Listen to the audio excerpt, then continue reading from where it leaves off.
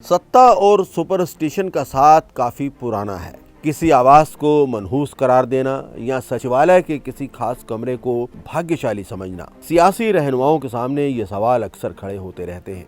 मनहूस समझे जाने वाले आवासों को आबाद करना मुश्किल हो जाता है। फिलहाल हिमाचल प्रदेश की नवनिर्वाचित सरकार के सामने भी ये दिक्कत पेश आ रही है। इस बार मामला शिमला में नेता प्रतिपक्ष के हिस्से आने वाली क्रिस्टन हॉल कोठी का है। कहा जाता है कि जो भी इस कोठी में रहता है वो चुनाव हार जाता है। ये वहम सूबे के नेताओं पर इस कदर हावी है कि कोई भी नेता इस आवास को अपना आशियाना नहीं बनाना चाहता। इस बार ये कोठी सामान्य प्रशासन विभाग ने दूसरे सबसे वरिष्ठ मंत्री चंद्र कुमार को अलॉट कर दी है। क्रिस्टन हॉल कोठी मनहूस है या नेताओं का वहम, इसे लेकर सबकी अलग अलग राय है। मगर पिछले कुछ सालों में जो भी इस कोठी में रहा है वो चुनाव जरूर हारा है।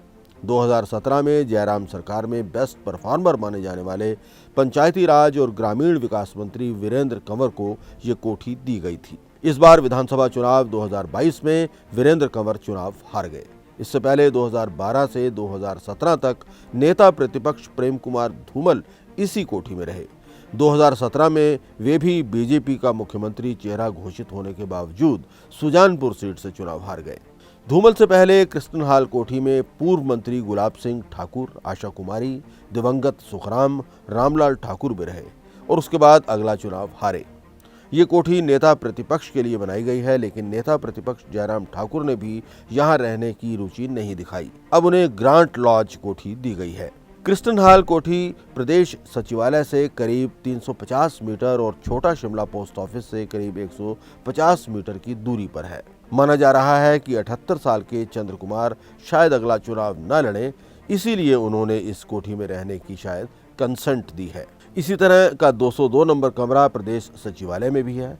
इसमें बैठने वाले मंत्री भी अगली बार चुनाव हार जाते हैं।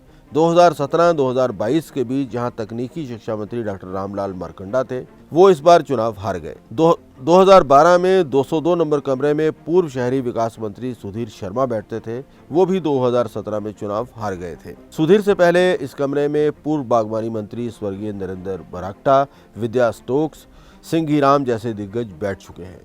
ये सब लोग चुनाव हारे। यही वजह है कि इस बार सचिवालय में कमरों के लिए मारामारी मची हुई है। ऐसे वक्त में 202 नंबर कमरा खाली पड़ा हुआ है। इसमें कोई भी मंत्री बैठने को तैयार नहीं है। 2012 में डॉक्टर मारकंडा भी इस कमरे में बैठने को तैयार नहीं थे, मगर जब कमरा नहीं मिला तो उन्होंने इसी कमरे में वास्तु के हिसाब से कुछ सिटिंग प्लान बदलवा लिए। उसके बाद माना जा रहा है कि ये कमरा कुछ ठीक हुआ, लेकिन उसके बावजूद भी वो चुनाव हार गए।